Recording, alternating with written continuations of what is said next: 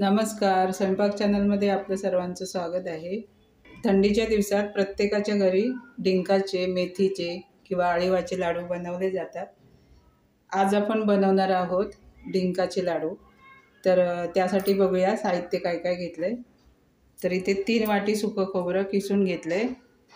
पाऊण वाटी खारीक पावडर घेतली आहे. ही तुम्हाला कुठेही वाण्याच्या दुकानात मिळून जाईल. अर्धी वाटी पेक्षा कमी थोडासा डिंक घेतला आहे. अर्धी वाटी पिवळे बेदाणे, वेलची पूड आणि सुंठ पूड मिक्स घेतली आहे.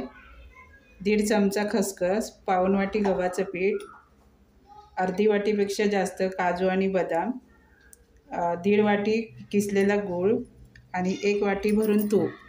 तर साहित्य बघून झालं. आता आपण लाडू बनवायला घेऊया. तर इथे लाडूसाठी आपल्याला काय काय साहित्य भाजून घ्यायचं आहे. त्याच्यासाठी मी कढई गरम करून घेतली आहे. पहिल्यांदा आपण खसखस कोरडीच भाजून घेऊया.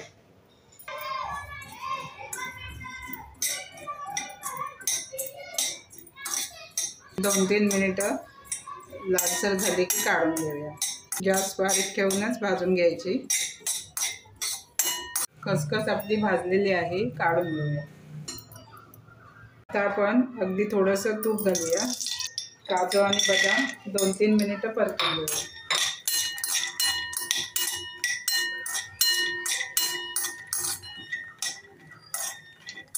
आता इथे आपले काजू बदाम भाजलेले आहे. इथे डाग पडायला लागला की काढून घ्यायचे. थोडं तूप घालूया आणि खारीकची पावडर भाजून घेऊया.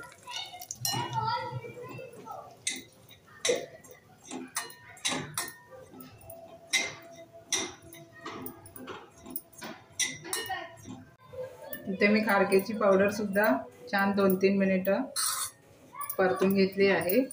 आता आपण काढून घेऊया.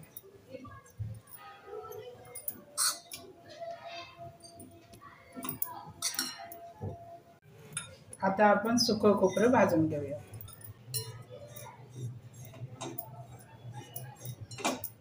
हे सुद्धा अगदी लालसर कुरकुरीत होईपर्यंत भाजून घेऊया. आपलं सुकं खोबरं सुद्धा भाजलेलं आहे. आपण काढून घेऊया.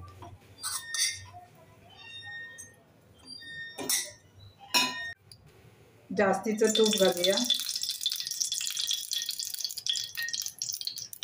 आणि गव्हाचं पीठ भाजून घेऊया.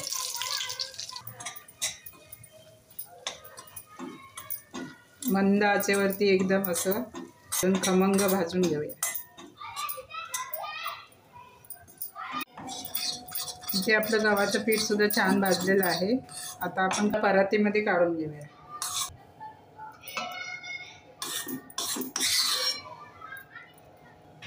आता आपण थोडं तूप घालूया आणि बेदाणे परतून घेऊया.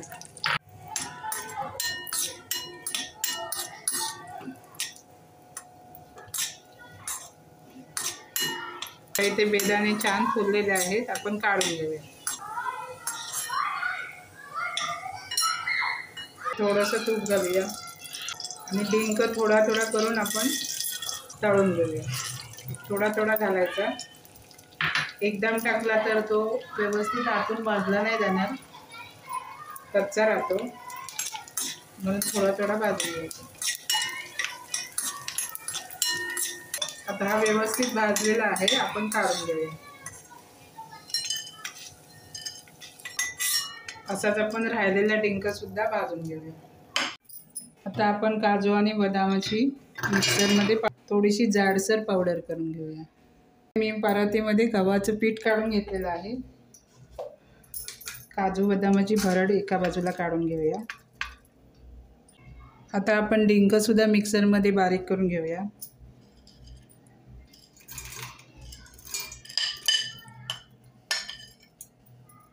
आता इथे डिंक सुद्धा बारीक केलेला आहे, तो काढून घेऊया. आता याच्यामध्ये आपण सुकं खोबरं घेऊया. ते सुकं खोबरं आपण असं हाताने थोडं चुरडून घेऊया.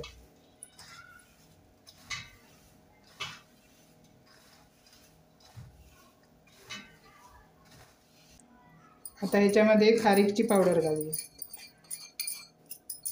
खसखस घालूया, वेलची पावडर आणि सुंठ पावडर, फ्राय केलेले बेदाणे. आता हे सर्व जिन्नस आपण हाताने मिक्स करून घेऊया.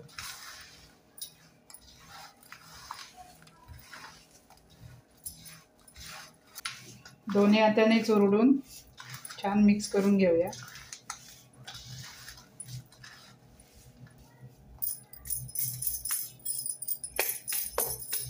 आता आपण गुळाचा पाक बनवायला घेऊया.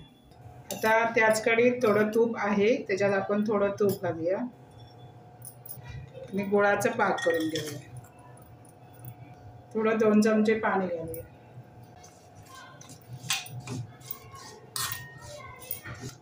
आता छान आपण गूळ विरघळवून देऊया. आता इथे आपला गूळ विरघळलेला आहे. ह्याच्यातच आपण अजून 2-3 चमचे तूप घालूया. एकूण मी पाऊण वाटी तुपाचा इथे वापर केलेला आहे. आता हे छान उकळून घेऊया. 2-3 मिनिटं तरी उकळून घेऊया. आता इथे मी 2-3 मिनिटं मिश्रण उकळून घेतलेलं आहे.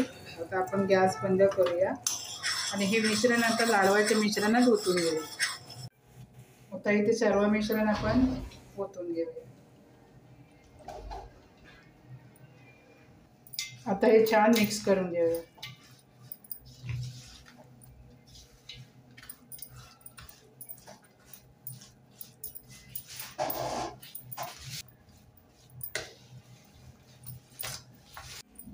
आता याचे आपण लाडू वळून घेऊया.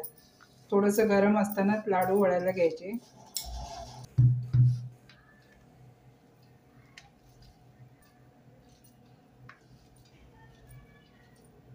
छोटे छोटे लाडू बनवायचे. थोडे असे मध्यम आकाराचे लाडू बनवून घ्यायचे.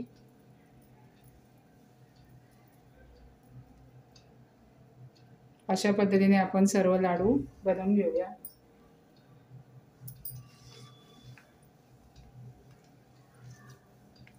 इथे मी सर्व लाडू बांधून घेतलेले आहेत. घेतलेल्या साहित्यामध्ये 23 लाडू तयार झालेले आहेत. साधारण मध्यम आकाराचेच लाडू वळून घ्यायचे. याच्यातला एक लाडू तुम्ही सकाळच्या वेळी खाऊ शकता. एक मी तुम्हाला याच्यातला लाडू मोडून दाखवते.